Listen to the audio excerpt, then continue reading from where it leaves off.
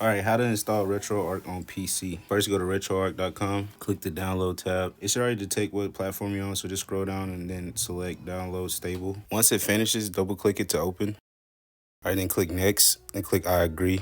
Then this is where you can choose your directory for where you want it to be put. If you're not sure if you have DirectX, just go ahead and check that box too, then click install.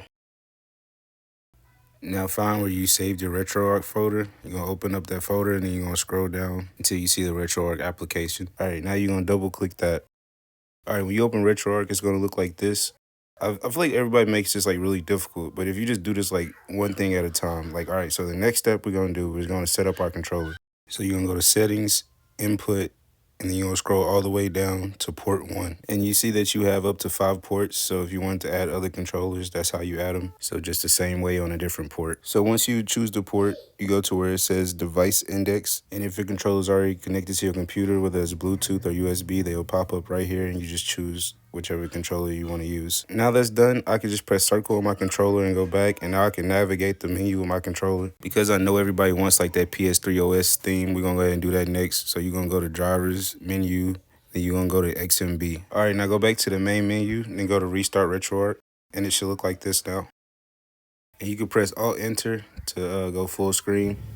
Next, we're going to download cores. There's so many of them, but these are the ones that I use.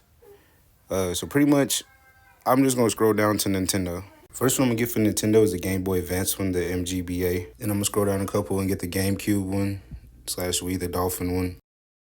For Super Nintendo, the SNES 9X, the current one. PlayStation 1, the PCSX Rearmed.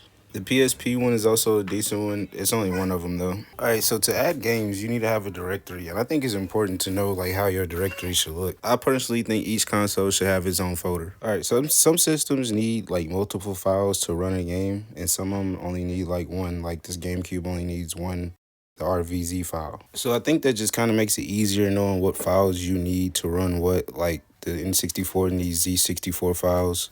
And I honestly feel like this part is like the most confusing. So like if you need help with like a certain system or something, like it'll probably be easy for me to answer that separately, you know? So basically having your game files organized correctly will make this next step so much easier.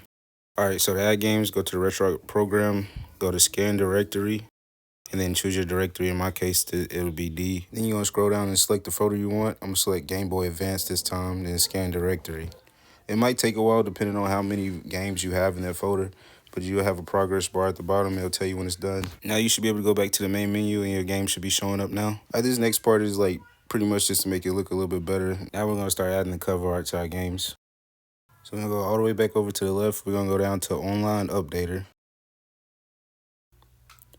Then you're gonna go to Playlist Thumbnails Updater, and then you just choose the console that you want to do. So I already did the other two. Now I'm gonna do Game Boy Advance. Once that's done, you're gonna go back, and then you're just gonna restart RetroArch. Once you restart RetroArch, now you should have your thumbnails, and you're ready to play. All right, to run a game, you select the game. You select Run. And then you're going to select the core. In this case, it's a GameCube /Wii core. After you select the core, you get this message at the bottom left corner. Then you're going to select Run again. To open the menu while in game, press the PlayStation or the Xbox button. And this menu will let you change configurations for certain games. Like you can go to core options and manage core options. You can set the resolution. And this particular core also has a widescreen hack. So you could also select that. And that way you can play in widescreen. And after you change it, you just go back to resume. And then you can continue playing with the changes you've made.